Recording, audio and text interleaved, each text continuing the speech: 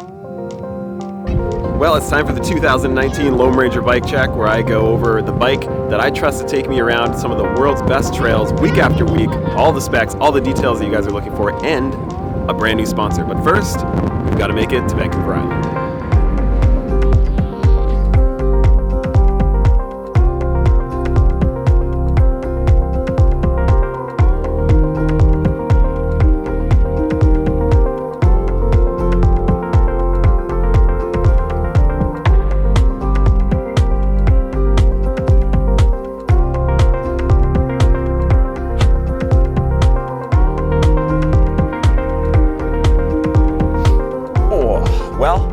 Made it to Vancouver Island, made it to the Airbnb.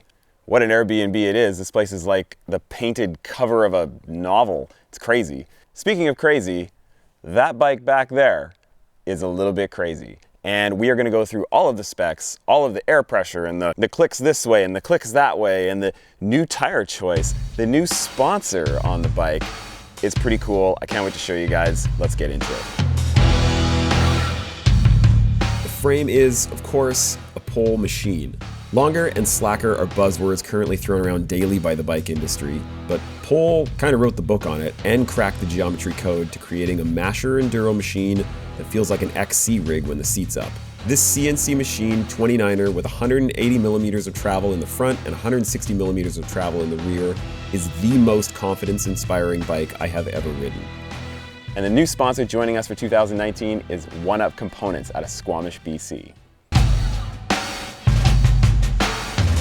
More specifically, One Up Components is our handlebar and stem sponsor, which I am incredibly excited about because their new EDC stem makes it so that you can have a full-size EDC tool inside your steerer tube without the need to tap threads or use special tools. The handlebar is a work of art that has been specifically designed to reduce harsh trail chatter, which saves your hands on long, rowdy descents.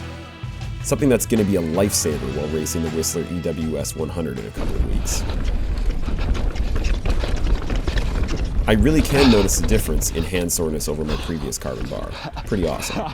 Prior to the sponsorship, I've been using One Up's EDC pump almost every single day for a couple years now, so extra sponsorship points. Joining us on another project is Light Bicycle Wheels with their Recon Pro EN 932s. I was bashing their wheels into everything I could find last year without a single issue, so I knew I wanted to be back on LBs for this race rig. The rims are laced onto the new Onyx Vesper hubs, which have infinite engagement and are completely silent. Covering the beautiful front hub is a super ugly Garmin speed sensor, but let's just move on. The 32mm inner width of the Recon Pros are the perfect match for the 2.4 width tires that I'm running front and rear. Hey, which tires are those? Beth and I are incredibly stoked to be running the Michelin Wild Enduro front and rear tire combo. The front has massive bite and, dare I say, more grip than the DHF I've been running up until this point. The rear has a lower profile design, yet still has some gnarly cornering lugs for digging into that BC loam. I am really enjoying these tires so far. Okay, onto the bouncy bits with this 2019 RockShox Lyric RC2. 180mm of travel, 0 tokens, and all the rest of the deets that are on your screen. Check it out. In the back is a RockShox Super Deluxe shock with 0 volume reducers, 170 PSI, and 2 clicks of both LSC and rebound. The frame design and this shock work pretty beautifully together, so not much tuning is needed at all. But wait, there's more.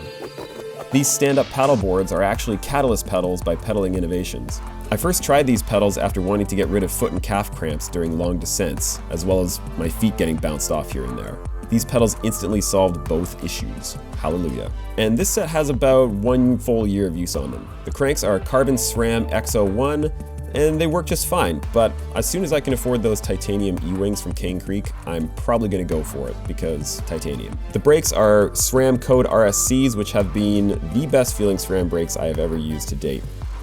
SRAM X01 Eagle derailleur, the ultra blingy XX1 Eagle cassette, which has clearly seen some stuff over the last 6 months. The dropper is from Bike Yoke, and it's their Revive 160mm dropper and an Ergon SMA 30 saddle. And a Garmin 735 EXT watch that I use for Strava and training and telling the time. And that's it, folks. What a beauty. So what did you think of the bike check? Would you do anything differently? Different parts, different settings? Let me know what you think down in the comments below. Hit the like button if you liked it, the subscribe button if you want to see more, and I'll see you next week. Cheers, everybody.